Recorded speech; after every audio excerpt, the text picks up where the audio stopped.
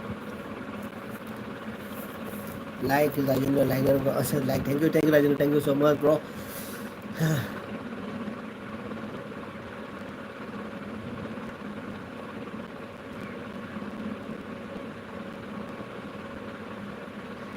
जीता था जिसके लिए मरता था, ऐसे जैसे कोई लड़की थी मैंने उसे प्यार करता था। जीता था जिसके लिए मरता था, ऐसे जैसे कोई लड़की थी मैंने उसे प्यार करता था।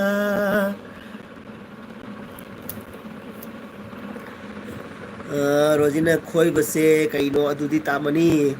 खोई बेसनी कईनो अदुदी तामनी है को बता प्रेम नंगु आइस क्या नो है को Rajendra bro like done thank you Ravi bro की एक्सरसाइज तो ट्राई तौरगा येंगनु याम खाना बप्पी बनी है बको कृष्ण दाना है तो प्रेम दारा भी खंबी है बता दारा भी खंबी भाई कई है नो रवि प्रेम दारा भी खंबी है रो ब्रो नुपी थी रे बाय राजेंद्र अस थी रे ब्रो ए फैमिली ले रही ने रोजी ने को थी रे ब्रो नुपी थी रे अंगांग अमा ले रे चही फारे अंगांग अमा इपोम रोजी इपोम हवलमी आईडी पुखी द नुंग अमा लंगथरगा इबुंग हो से ऐसे ओके अस नो हेत्रबा खंगदे नो से माइ तो हायरगे को ई हायरगे को कोई सी कोई सी माइ ले दुने को समाइ ले दो चे सी कतंग क्रांग से फरतो यारगे ने से फरतो यारगा से कोंग से समाइ थिंग दो कुनिंग से साइ प्लेन से प्लेन हो लो से को रे समाइ फम मो को साइ फम मो से ख्वांग तिंग हो को आई ख्वांग से समाइ ने पोन म जादे को समाइ तो ता को समाइ ना सी कोई जिम थाना द्रो कोई स्टेट तिंग को अनि समाइ तो को सोन ngathar समाइ ngathai ना खुदांग को ngathai को समाइ ने कोई केट पोजीशन कोई केट आइ ने केट कोई केट की पोजीशन है केट आइ दो कोई चिता की ना कोई चिता लुम्बा की स्टाइल देना माइ तो को ने माइ तो को ने अदुदी असी मरी से सिसु नाबा फबनी को अदु सी की मरी से नाबा फबने को अदु मख्वांग ना कोई मख्वांग सी मरी से असिसु नाबा फबने को कुमला नुपी नि ब्रो नुपी आई अंगांग नुपी नि राजेंद्र ब्रो ने तम आई से मो केनो ख्वांग नाबा खोई साइड रे फैबा का नादना कोई साइटिका गिना खोई फैबा मरु नाबा अखोई निंगोंग मरु नाबा ख्वांग मरी नाबा दो अदुगी एक्सरसाइज ने ताई से को असेमाने करिगुमा फम्मे फम्बी रो असai फम्मो अदे खुद समाइ तौरा प्लेन नो इथरो ख्वांग न चपटिंग लेना समाइना अदुगी सी कितंग फाक्तो खु से रे समाइ ना समाइ स्टेज तो को समाइ ना के समाइ ना कोई की खोंडोंग ना लुम्बा स्टाइल ना समाइ ना अदुदी ल क्या नुमाइ के जोंग को न मिनिट मंगा तंग ने कोई की तौ को कम 30 40 तंग तौ जोंग क्या नुमाइ के जोंग असी दुम मीना उबदरी फजदब को अदुगा जाम नुंगाइबा जाम काना बने से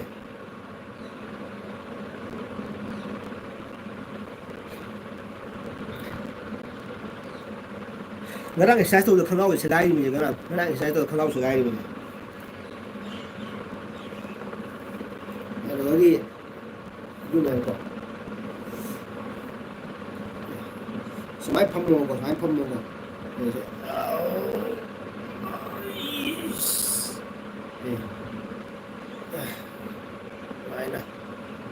Jam ngai bani sai siang mani jam ngai bani ai kamen para ke ko dudi ta rabi khang ba si pare ko ai di pukhi da si pare hawe pare de khang bani hai ba sa okay sai tai rojina ko roksale rojina branda nupi na si pare ko bata pre exercise yeng se ai ko rojina hai re adei gi as adudi amuk hena khwang narani adude kisna radha nai ba na dabni bro khara ngak dor pha bani ngare kam relax ho ke jong free ho bani khwang mari phaibak mari da free ho bani jamna imai pe mai rojina adogagi rojina ha ai ko pre madana mata ai noksale rojina ba mata frame ai no pade sido re ko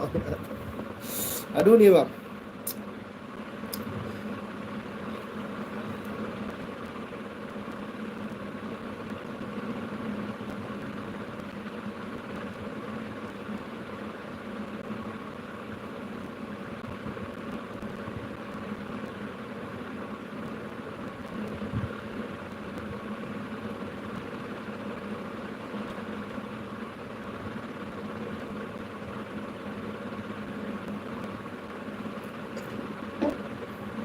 noma brogi itay mado yahawni ko itay mado yahawla o asa yahawla ay ba noma brogi itay mado yahawlo acha acha okay okay yahawn gani bro yahawn so na yahawla kani ai ki blog ka suma ma'am job ni jung ai ki blog ta de mana ka chak thum ka ma'am job ni ai ki blog ta bro Rajendra bro ai ki blog ka chang ji ngo ma ki video ma'am job ni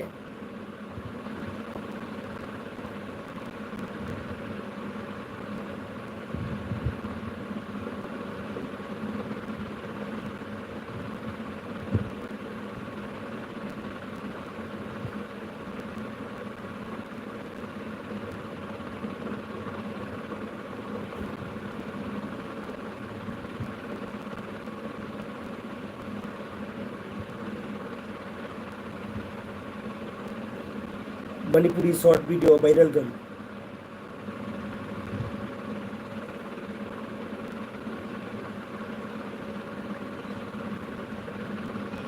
asi nu bis ni ja ba si nu bis si mai tai ro se ma de nam nei ni mai hi ja koi se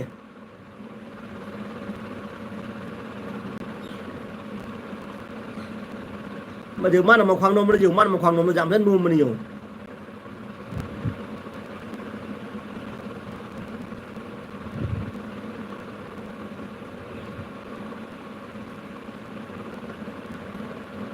si mai tai ro se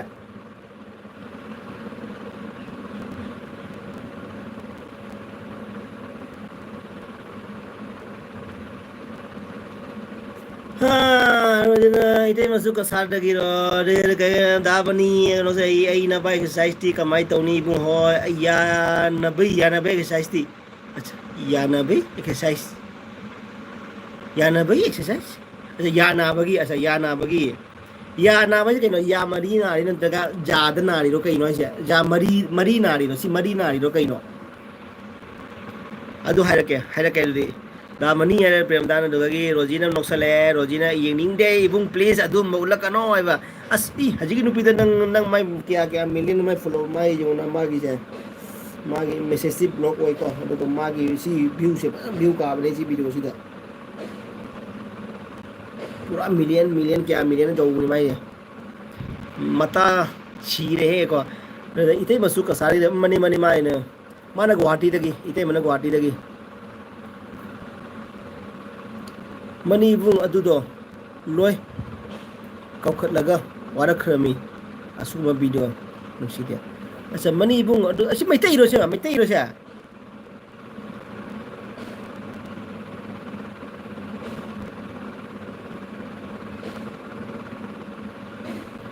mani bung adudo loy kaukhat laga warak khrami asuma na video nungsi dia ba asa ai di khang ni ma ja mai tai re kai ra khang da ba ko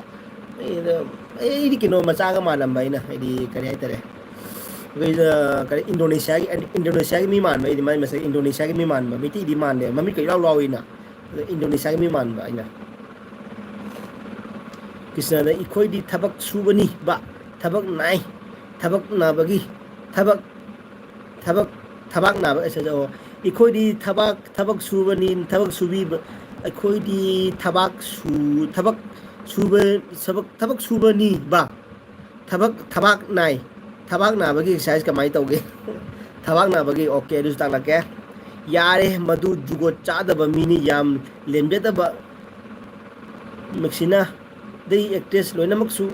miti oina chu mathong cha da ba tauba yare madu jugo cha da ba mini yam lemde da ba maxina adai haji ke to kana no do maming hairom da du da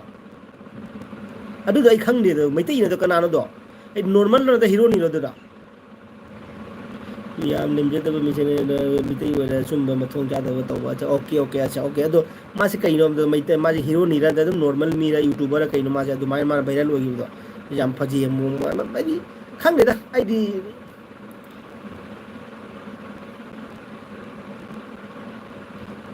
khang de bung reel viral lupi ne acha reel viral lupi do ko meitai lupi ra daga adu ni da hangi da Indonesia da mu mari nai re ma pa na magi jagoi do nai phaja ga de isei do chana gi ma mai jagoi do Isai saklo se Rajendra Moda Raitana okay isai saksiko khangde ibung the deal bel se Rajendra hajaram ni ibung has meeting nu pini sa meeting nu pino siya okay okay acha acha isai isai karam saksige bro gi damakta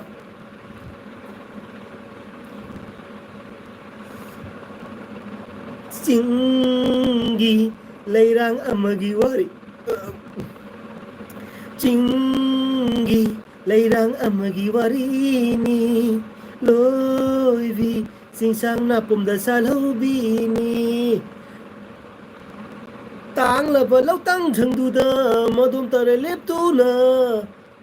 tara tara lep tu na ai gi ma ge yeng du na ai gi ma ge yeng du na ka phou bi do ching lei ba ki chenura do ching lei ba ki chenura do thabak thabak thabak loina mane karam oi du na ba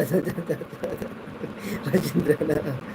Rojina chugale ga mo Rojina ai sauning ke aduna on da lei ge tumin nai ba acha okay Roji chau re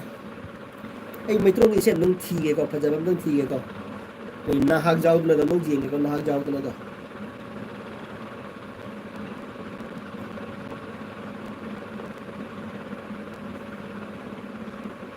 na hang rau đó Manipuri song कौन के हट कहा क्या निकल रहा है नाहक याउदना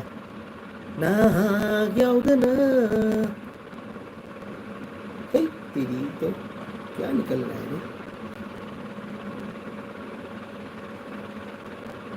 नाहक याउदना करम नहीं गनी क्या यार नहाए कि नहीं निकल रहा है क्या पकड़ता है रे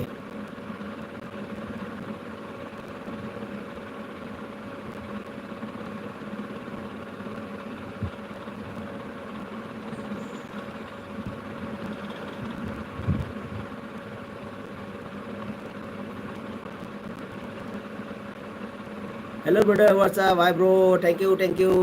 so much. Morning Gullu, thank you so much. Thank you. Thabak loina mane kara thabak no ai bako dagi Rojina ning thoujam sugale ai shauni adu on the legen tuminna ko lege mana pipi linka tongram noise thabak amta leitraba khangde live ta tawraga lei suning ngai ga leitrabo bro tamtang like to biro ko ai gelbi de lakbi ba game tang like to biro do thaga chari gelbi de lakbi da mutta tongram bro thaga chari hari ngari tena welcome ai gelbi da adom tang like to biro mo do bro lakbi ro bina tang sa to biro mo ko thabak budi leite bro ko ji thabak loi daga potha bani ko adu live to ri me khoi gi dum mayam da game support lon nija ba ko adu ga bro smaina lakbi daga support to bo che si yam ngai je ko smaina lakbi daga support to bi gadra haina dum like thaja bani ko adu gi thaja bani ko अकोई सिजु थपक अमनी को अकोई like Thai जे सिजु थपक अमनी को project वान थाबनी को सि वाग्र पुनी को मी मयाम से known नब एंटरटेनमेंट ओनब मयाम से वारी साना बाइना होना बद जा वाई ब्रो कोई थपक थांगे चिन थपक सुगी रे फैनि सिजु अवाब मखलमनी Monogulu, hello brother, what's up bro? Monogulu, thank you for so much sister. I'm fine, I'm good. Nahag yauda karam na hingani karam na to mithanta. Adu ne bro, adu nieta thi di ko adu sunto ke thok tabe ani. Nahag yauda na karam na hingani. अरे यार क्या यार मेरी आवाज में दम नहीं है क्या नाहक याउदना यार गूगल तेरे को ना ऐसे पिटाई करूंगा ना फिर पता चलेगा मैं कब से ट्राई कर रहा हूँ नाहक याउदना फिर निकल नहीं रहा है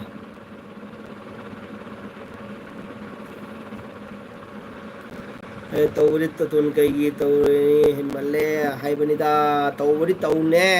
कई तौरोई हेमले हाई बनिदा हाईडी कमाने हिरी नोइसे पिपी टोंग्राम बो कमाने हाईडी कमाने हिरी नोइसे हाईडी भाबता देम ता हाईरो कमाई हिरी नो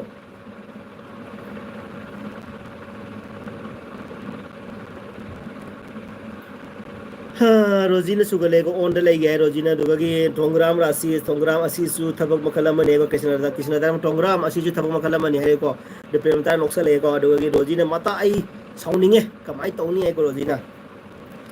अरे यार ई सनहाग याउदना से कइनो थोरक्त्रिसे गूगल दा हे गूगल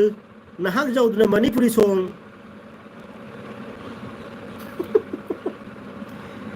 थोड़े थोड़े हजी थोड़ी से बा हे गूगल लाए तो नहाग जाउद से बा नहाग याउद करम नहीं थोड़े से मत्ते आई 2K30M ओके माले 2K ओके माले मधु आई सौबैनी प्रेमता माता माता नो करे को दुगगी रोजीना माता आई सौनिंगे कमाई तौने रो 2K33M ओके माले दे कइनो अदुगी मधु आई सौबैने को नो लोसले साउखिनो ने नंग तपथा कोने नंग पाखंग लेसाबी नुसिनाबै वारीनी साउखिनो ने नंग तपथा कोने नंग पाख लेसाबी नुसिनाबै वारीनी है बैसैदो ओके अंगौ माले बको पिपिले टोंगरा थैंक यू सो मच अदुमाइना जा हाइबि जा नुंगाइ जे जमा राउदे को अखोय अंगौ बखर साददि अदुमाइना अखोयदि समा साददि जादे अंगौ बखर साददु जादे बको अदुनि bro thank you so much जाम पजबा नुसिबा कमेंट पिपिले बताइनि गादि तक चरी असेंगमनि ब्रो पिपराम टोंग्राम दाम थक चरी को असबाय नुसिबा अखोय मेटे मसेंग मेटे न कसबाय नुसिबा कमेंट पिबा याम नुंगाइ जे जाम राउदे मेटे मचा म ओइबि जाम वखल थवनिंगाइनि थक चरी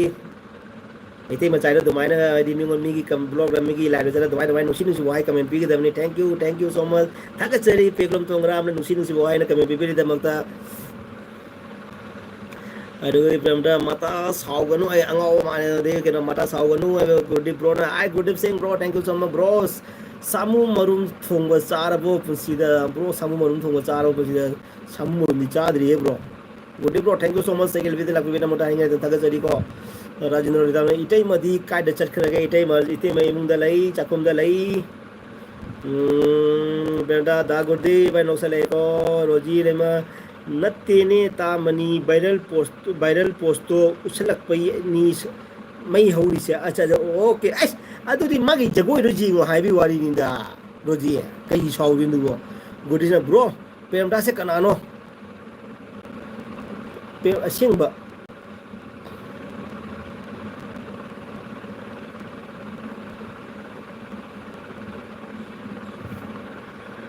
ब्रो प्रेमता से कनानो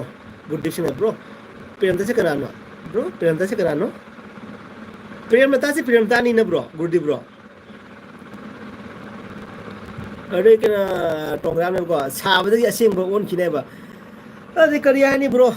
ओनिंग ओन खरे के दौनी ब्रो ओनिंग ओन खरे के दौनी उपाय लेते पुलिस से तंगम दे कनाना करियोनी हयें करियोनी कैसम तंगम देखो अंगाव दबाई आई नंग ngasi करियोनी हयें कैम खंग म बोते को नंग ngasi करा मना बनानी है कैसम खाइबो न बोते को अदुनी दा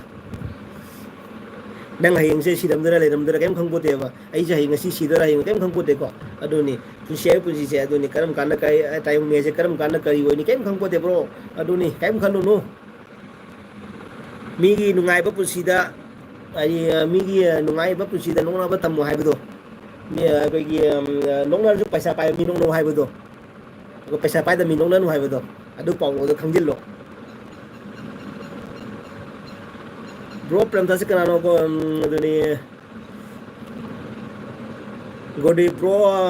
मुतंग में हो ये मुने सामु मरुम थोंग अच्छा गोडी सामु मरुम से काय फंगदो ब्रो मधु फंगगनी लाइबदो फंगगनी कराय फंगगनी दुदी रोजी ने येंग देने मागी दो जगोई तुत आइबो को अच्छा ओके अदोनी प्रेमता से चैनल पाइबो मिरो गुड ना नमाइनी खंगनै दो ना करी ना एम सानरिरा ओलोल मेडिटेट येंग लगे मेडिडिया दा येंग लगे ओलोबी ओलो करे ओलोल media ada yang lagi olo lagi kau ino, ai no pada sire penmuda na ko, penmuda dagu di panong le do, prem ai ke Mukesh Ambani nong na rasi पैसा पाइनबा हाइदुनि अदुनि bro किसनादा Ambani लोंनारो कम से कम मपोक तेरे मतुंगदा कम से कम अंबानी दमाई लेनबगी जम्मू की सदर बाजार फंगमनाय बा अच्छा अच्छा ओके नाहाग याउदना करमना हिंगनी करमना नायतोम इथंता सांगलबा पुंसी रमलबा लंबी सीधा सांगलबा पुंसीगी सांगलबा लंबी सीधा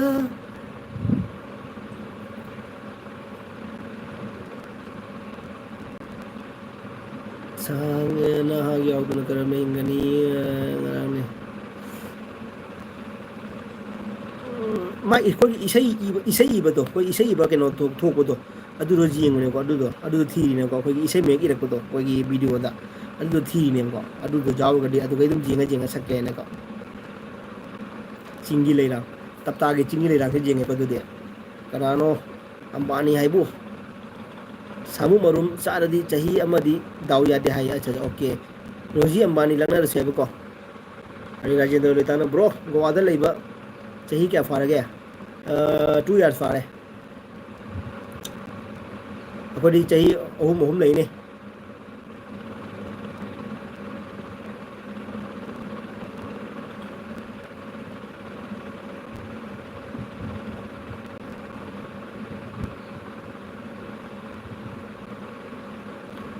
फिलिप्स टोंगराम नोई साइड अमत येंगे ओ मादे जेंगो जारोइने ब्रो टोंगराम ब्रो मादे जेंगो जारोइने अदो हे मतंग चाबले जेंखनजेगे आइगी वीडियो द जावबने अखोय आइगी वीडियो द लो जावबने आइगी ब्लॉग द लो जावबने जेंबियो मसक याम फजदबनिदा थीबनिदा नोना बिनुको अखोय सु मसक थीबने अदो मसक थीब नुपी लवेको नोना बिनुको अदो जेंगुरी जेंगो को ब्लॉग दा जेंगागा हाइबिरो फजै थी दा हाइबिरमो मिति मचा म ओबगी फजा फजा वाइ बिरमो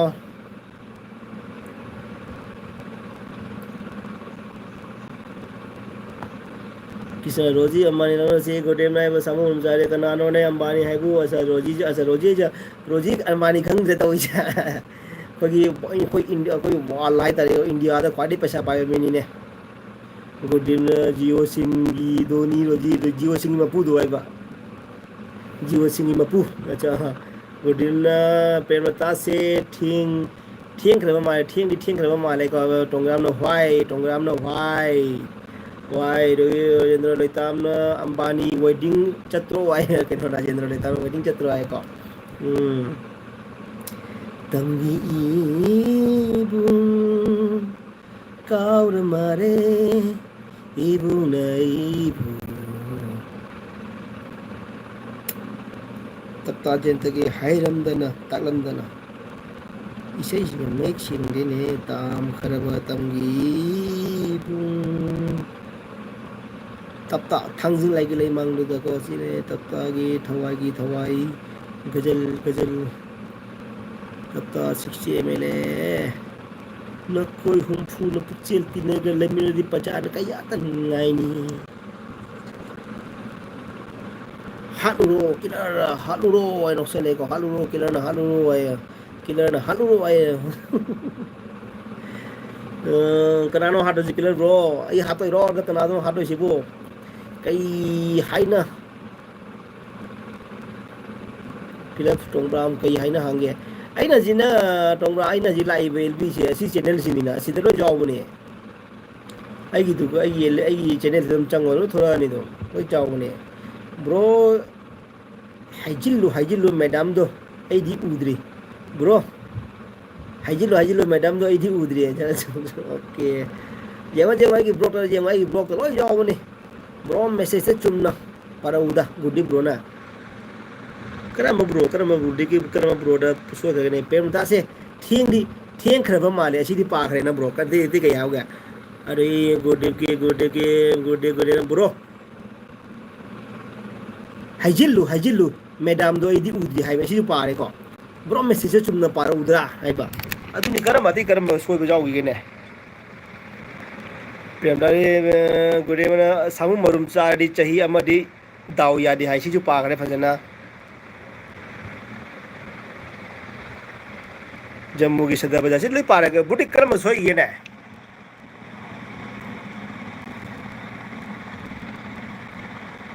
अरे पिलिकी नाटक अरे काय जगह दे ब्रो मैसेज तो चुमना पारा उतना आए बको बटिना लो लेना नौरे थैंक यू सो मच लेना नौरे मैं गेल भी लाक बेटा मत से चबुटी चल थाके चरी को अदो नुपी की मिंग ओरे दुमी चल हाय को अदो लाक भी लाइक सु तो बिरम अमता subscribe to biramo feelings tongbram bye okay bro thank you so much tongbram bro thank you so much ai lb de laga nusi ba comment bibiram mai da ma haini ngai dan thaga cheri ko thank you so much hindi gi isai sa o ai lo tam na ko rajendra bro na sei sa acha okay napuro na thunda killer napuro na thunda ai ma thuna nap ga nang bro killer bro chak thung lu ge ai chat la ge ba ko ro jina acha okay chak थोंगे इबुंग होस okay okay थोंगा good सिंग नोसा लेको राजेंद्र लोइतान अमता सोई दे राजेंद्र ना अच्छा अच्छा okay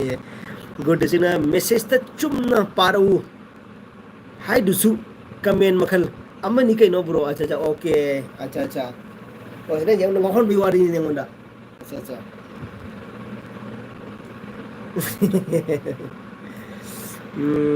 रेगे comment सुबह कलमनी के Philip तो रोजी इबेमा पक्ते को है को रोजी बे म पक्ते को है को टोंग्राम ना अच्छा अच्छा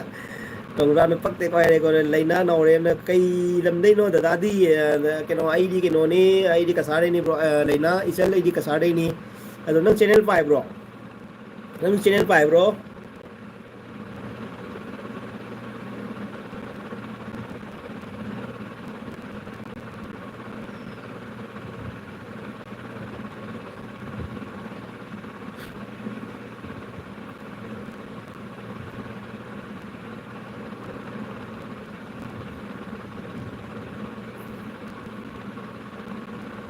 थोंग्राम हाडू रहे के ना दे रोजिना पक्त्र दी फरे कइनो फिलिप लिंका आय को दे राजेंद्र लोइताम रोजी कई लमदगी नो आय लोइताम न को दे किलर रन थोंग्राम हाडू रो आय को किलर ना अरे मणिपुर की नी राजेंद्र हाय रे को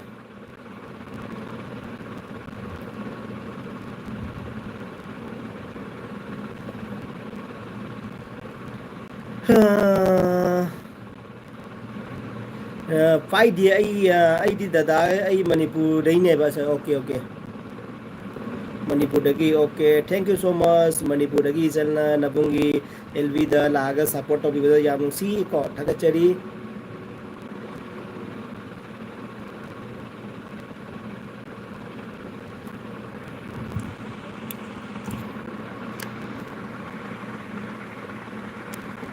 अदुगी कइना अदुगी मणिपुर गिनी राजेंद्र हायरे को अदुगी लेना नौरेना पाइद्रिए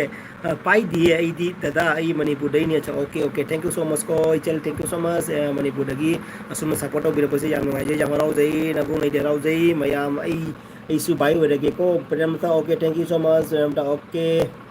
अरे फिलिप टोंगरा ने ब नंगा उन छन्नब लिंग देखो अरे नंगा ओमसनब नंगा ओनसन नबा लेम देखो आइगा हाइरो आइगा तोमा माइगा लाई ओनसन बा लेम दे हाइरो रजन करी लमनो रोजी है बको अरे रोजी ने बको थोंग्राम आई द ओनसन बियो हाइबरने कई नथौ लेगे खना होबई अच्छा ओके अच्छा रोजी का हाइ रोजी दा नहीं रो अच्छा ओके किरण फी लाउरगा खामी हाइना फिलिप लिंगा कौरीरो नंगी मिंगसे याम पक्ते है बा अच्छा ओके लेना नौरे अदो दादाजी नुपी थीरब थीरे नुपी थीरे आई दे ngang ngam ले जरे को इचल राजेंद्र साव स्वाइड बेट कमेंट याम पीबा लई अदुना लम हाइबा यारोय अच्छा अच्छा ओके राजेंद्र के नो रोजी ने बको साडे बेट कमेंट बेजाम लई हाय रे को अदुगा टोंग्राम ब्रो ना के नो खाना बहुना रोइसी को दी मैम आई फ्रेंड मैम से लापीरे मैम से दसु खनाबदो दो नुवाइटे को दम अखोय चुमना गिजुम वारी सानसी खनाबदो नुवाइटे खनाबो कोई मेटी मसेन गतनी अमना अमा वाय होता दरो खनाबदो नुवाइटे खना रोइसी अदो नते दाई बुंग नते रोजी दनी अदो खना रोसे को कइने दी कोई मेटी मसा गतनी अमना अमा खना काना दे को खना रोसी को नुसी नुसी वारी सासी अदो मैम पुर बोइना हाइना दे थागा जदी को आई गी एलबी थारी वाइना मैम फम दे रिक्वेस्ट तो जदी कोई खना रोसी द नुसी ना वारी बुंगाई बार वारी सासी अदो मैम आई गी पागल पंती से जिंग से को मैम आई दो मैम जिंग नसी नुसी ना वारी सासी खना रोसे को किला रोजी ममाई दुगा ओनसल लो रोजी ममाई दुगो ओनसल लो है किला नहीं बा लेना ना और मैसेज रिएक्टेड है को लेना मैसेज कसर करे रोजी ने टोंग्राम आई नंगोंदा कई हाइगे सक्तुगा नतु तौरुचो सक्तुगा नतु तौरुचो यादरो नंग मिनुरा हा एबा टोंग्राना आई नंगोंदा कई हाइगे सक्तुगा नतु तौरुचो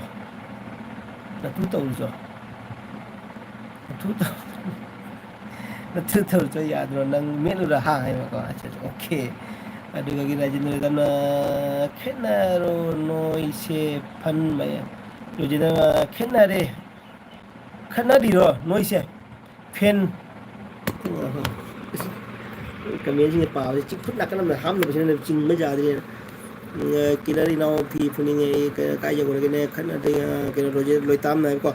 खनारी रो नोइसे फेन मयाम से खाना रे हा हाइबा फेन मयाम से खाना रे हा हाइबा अच्छा ओके रे जा दे किलरी नाउ मी फुनिंग ये अच्छा रोजे जाय को फिर टोंगा रोजी से मबुक तपरा yeng bani da ai nai ba cha mo bung se mabuk tapra yeng bani da hai ba ko asa philip tong bam okay acha okay lo jine mase met khra gaya ya broi bung hos me lage met kinu da roji met pin da met kinu ko ma do mai do ma koi do mai do kinu to ina ma su do enjoy to la ko ma le ko khana ba ho ban te ko mai sia sum लेना ना कई no life ता खना रिसिना खना फम लेता बदौना है को नोक्सल ले लेना ना मुको कई नो लाइफ ता खना रिसिना खना फम लेता बदौना है अदुनि लेना ना हाइरे को अदुनि मयाम को खना रोसि को मयाम फागी तो नुस फागी ता थोकसि को मयाम न साउना गांगा गसु अदो लास्ट ता ए फागी नि हाइबो तो अदु माइना उहेन बसु को अदु माजु मयाम तौ नै को मयाम अखोय सुमी लाइफ ता थिंग अपना साउरा चलनी को थीन गांगनी को लास्ट ता फागी नि है नोय दुम तौरी ने मतम ले केनो अदि एंटरटेनमेंट उहेलि ने हाइबे टाइप अदु मै टाइप मयाम जावे को अदो खना बा हो नते नते कइनो लाइफ ता के न अच्छा प्रेजेंट रे न थौ हाइ बने अच्छा ओके अच्छा ओके राजेंद्र ब्रो आई बाब सोइ मा जन थौ हाइ बने को अच्छा ओके टोंग्राम ना खना बा हो नते बा अच्छा फिलिप ना खना बा हो नते हाइ रे को okay bro thank you so much खना बा हो नते किले ना बा टोंग्राम आई नंगु अमुतंग हाट के सिब्रै यंगसे किले ना मोइ रे को रोजी लैमानी थोजन नेट खल गया मी उसित्रे से एबु मंगोल द कई हाई की मंगोल द कई हाई की गया थर्ड क्लास रोजी मा फागी तौरी मै रोजी न फागी तौरी मै नंग से मउ फाब्रा जिंग फागी तौरी मै रोजी नंगोंदा किला रोजी मेट केनु हाई ने रोजी ने बको खना बसे हाउरदी खना ताबने रोजी मा फागी तौरी ने राजेंद्र तन खना गनो एलबी येंगबा मयाम से खना रे लाइव से एलबी येंगबा मयाम से खना रे बको खना गनो मयाम ले ना nga si di kai mathel charage asa ngasi di kai mathel charage bro lai ta ichen lai ko kai mathel charage ko ichen lai di ngasi chai se alu paratha ga chaka alu khamen sabji ko aduga gi आलू पराठा दही चाक आलू खामेन सब्जी अदुगी हैनौ दही वो ये मोरो तेक ये कर रहा हूँ फलाना कर रहा हूँ Roji Ning Thongjam and Sauri Roji never Luton never Roji cool down Roji sound that Roji Makano Tongram the Mazum Pagini Pagini Haiko Nangi Sumatoji in a Nangi interpret them Toji Nangi Matoji when I had me Hire Mana the sound of go ठीक रहेगा Could yam Hakata me putting mana cannot told it. Okay, Roji sound, go Italy sound, no sound, young for Lucy Chalico, you know, Tom Brambo, Roji Sujam, Lucy Chali, idea, those sound of Rosico, I don't Pagi in town of a neighbor, Pagi in your better than that.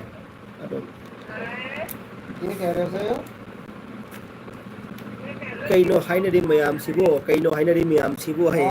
Later, now I can Tongbra, my number, Maiti Nico Mazi, Manipura, Casada, the Kandeco, Adomala, Memanadum, Rojida, Ahamba, I want to Pagi, I want to Kanaba, Horame, I did Kanaba Horame Magna, I did to Pagi, Ahamba, the Mango, Angawa Male, do Male, had a education soldier data, don't Pagi with the Masuza Elvinina last. Ma Dujam Palma Magido Pagi so and a me, or Maki have a so and Rojita Mumana on Cellure, the Paduna Tongramna, Rojita Rojis how they ever I don't know, I'm not know how they go to Ram, Rojita with the Pagi interpreting in Matoji in the Harabico. I don't need that. Rojita saw it, Amana Sound, in a team in the Colina. Bapta wrote in a high say was a gang was a young when you go to Kangam in the language. जिस गांव में अच्छा आदमी रहा उसमें ना हो बारिश ai nangonda khanaba hobana te roji friend ama oibagi sum phagi tawbani yadrabane roji do tobdano ire do roji do ire do phajana para do mar phajana mek se nei re ये हो गया अरवगी लाइना न कई no हाइनरी में आजे देगी राजेंद्र लेता न खाना गनो खाना ब फते आए को राजेंद्र लेता हम खाना बनते ब्रो टोंग्राम नाइ रे को आई नंगोंदा खाना ब हौब नते रोजी फ्रेंड नम ओइबगी सु फागी तौबनी याद रबरने रोजी हाइरे को लाइना न ओ हाइरे को दुगगी ममागी मसानो भी ओइ माय को ममागी मजन भी लाइक डन ढोंग के वो कट्टा खेले ना चोम Mamagi Sanadi, thank you so much, Mr. Rasilevi, Mamagi Machanopi, thank you so much, like Tawibita, welcome again, Elvita Lavita, Mamagi Machanopi, Kayan Saraki, Mamagi Machanopi say, and Lucina Manga Takarina, so my tour Maneko, my Maming Saina. Rosina Yare, Philip, Langsu Yam, Patre, Heidegger, Chichu, Pagi Nicoida, Rosie Sauri, the man Pagi, what do you mean?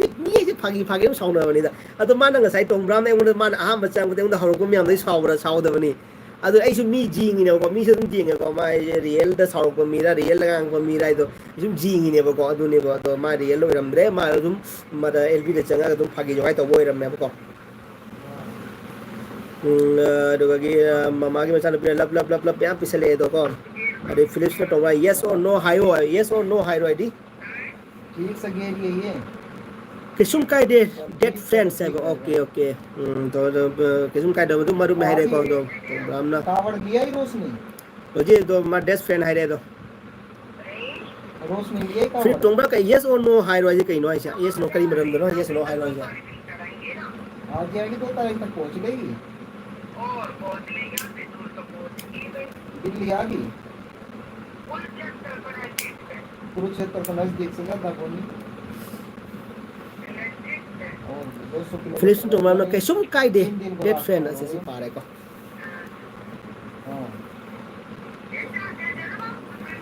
जब ठीक से खींच लिया बढ़िया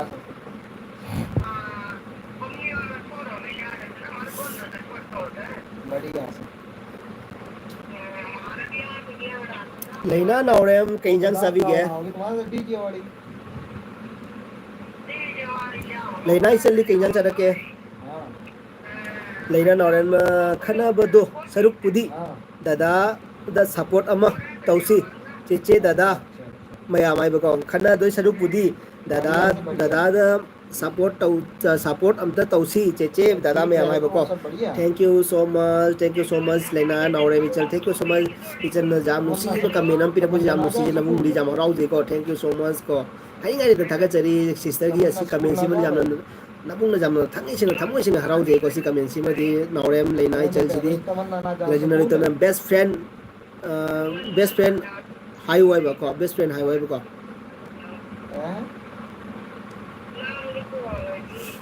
dead friend on the lege ya ne ko on the lege roji leinu da on da yening bra hayu hai bani yening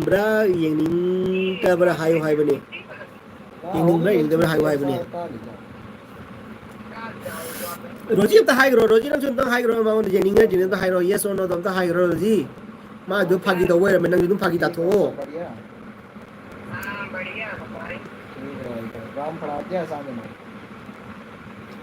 best friend hai wa ko rajendra rai tam cha cha mang sai best friend ha ko best friend hai bu oi du ko acha best friend ai di best friend oi ko da khali ba ai di ngasai gi ma na hai ko ma tu ni ne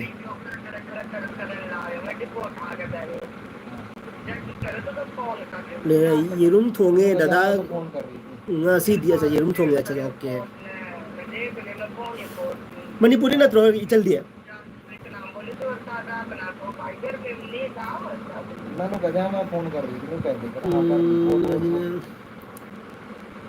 wah क्या ngam begini aduh yerum thong ko wa kaya nganin de ibu hos acha roji sauru da dabuni da mara kala sauru da ya bro comment yare ne ba ko aya bro comment yare ne di acha nangi asa okay acha okay best of luck bro mani uwang best of luck like done mani bro thank you so much re sarda janu bro army bhai ये आया और भाई ऐसे दोनों साथ में सरदा okay thank you so much सरदा इचल के मथन चला के रोजेंद्र लेता न रोजी हाई रोजी रोजेंद्र लेता रोजी हाई रो आई को लेना नौरे न आई को अच्छा ओके रोजी रे किनो ना किनो दे राजेंद्र ना कई हाई नो आई को राजेंद्र कई हाई नो आई को राजेंद्र लेता यस और नो हाई दो आई ओके क्लियर सक इफ हजद गई Saudi Jelle sai fa ba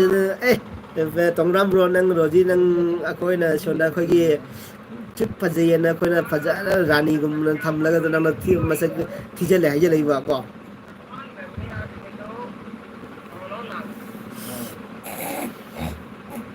ni samru da rasi lai bini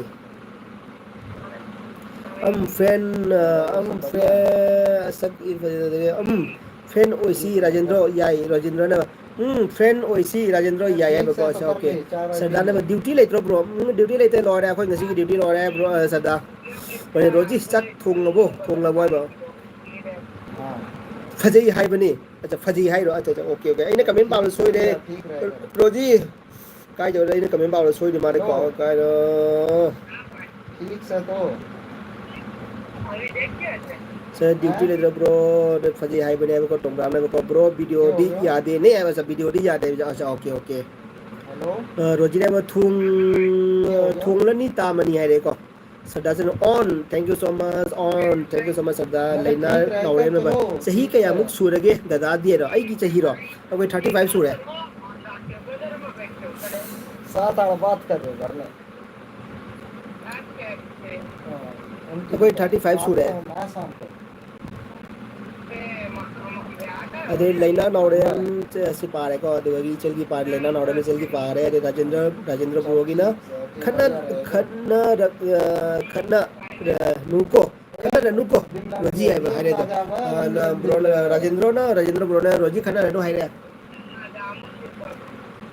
हम मोनो भेजती है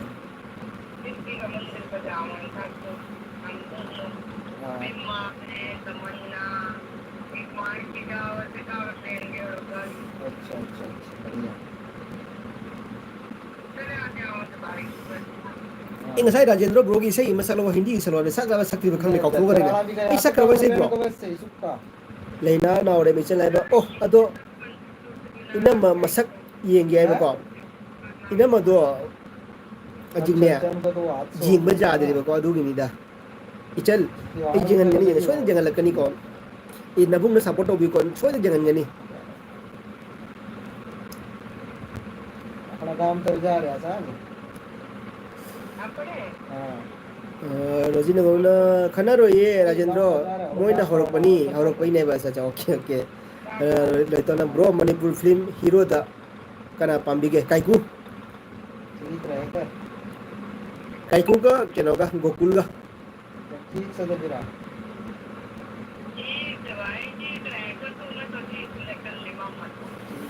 द हीरो लितना केनो कमला ओ साई की बैटरी लोरे है मैं नहीं लिया वो खराब था उसका रखने ए बैटरी पागल नहीं अब तक बुट खिदारे बुट खिदारे बुट खिदारे बुट खिदारे ये भी बुट खिदारे नहीं लिया वो नहीं ले ले ले ले ले ले तुम्हारे लिया वो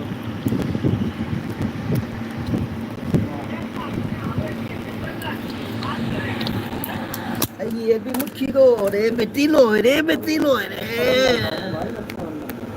ai nằm thằng này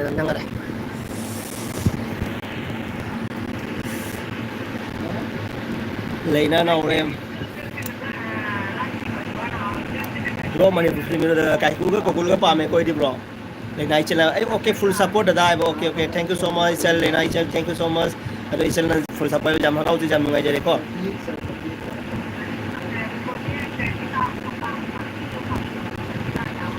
lấy nó nào okay full support sẽ phải có rồi giờ wari sasi mayam garo ji acha okay okay wari sasi ai wari sasi mayam garo ji hai re ko roji na hai roji tombra keno na loitam na rajendra na roji da tongram roji nang su aina phagi tawbadagi saure ado sauranu dada su ichel sagani handana tawbani nabung su doctor ne hai re ko okay okay okay thank you so much doctor thank you so much jam jam nungai jare koi doctor tongram so ke wel bidal lagi jam harau jare jam nungai jare ado rajendra hindi gida kana pamge heba hindi gida Salman Khan hindi dana Salman Khan ata hero mo pamde only Salman Khan re Philip o tongram na hai ni ko rojina Philippine kaim khande hojik ti ai okay okay di ko mayam ri roi ya na de ko mayam problem so re ko ji problem so loi na de ko ha do ge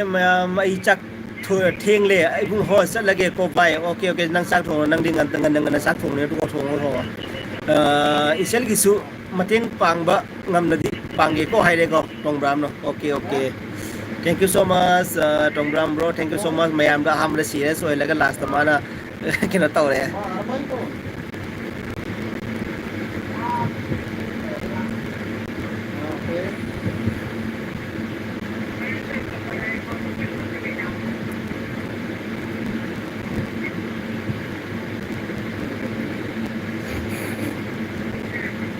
Rajendra Redana Philip kari landai kena pipilinka kari landai kino hai deko Rajendra na pipilinka kari landai na hai Rajendra na ba lojina tamani chumi ado ai chak thong lage tamani bai hai deko okay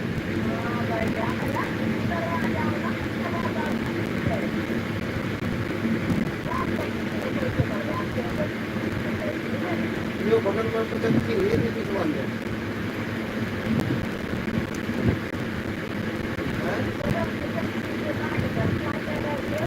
awai am jumma aina kari chayna musikina termoto masih semit kaji pompo mi da ram tum da lagi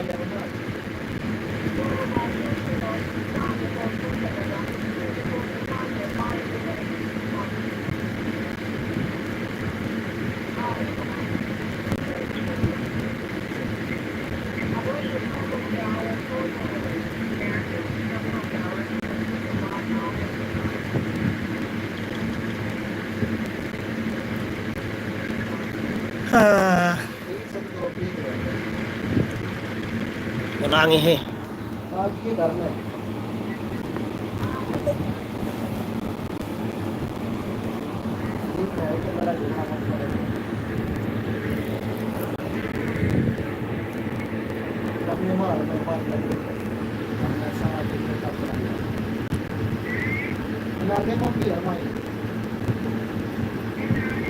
मैं अपना मंग से bye हो रही आई सु चाक तो पे खुद हा मगे आई सु लुजर की एकदम फ्रेश हो की गे अदो मैं आम स्माइल मुसी जरा सपोर्ट होने लाफी दम से मैं अपना मधु जाम हराउ जई जाम से अदो आर्मी किचन किंग ना जाम हराउ मैं आम द नुंगाई फुंदो सरी को मैं आना सुन लाफी दगी सपोर्ट हो दम से जाम नुंगाई जई अदो मैं अपना बाय हो रही आई सु पथा रगे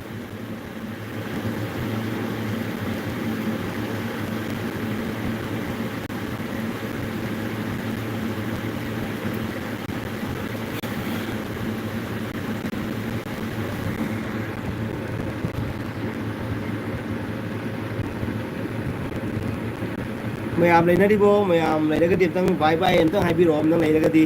आई खतरगे एबी से लोसन जरगे को अदुगिने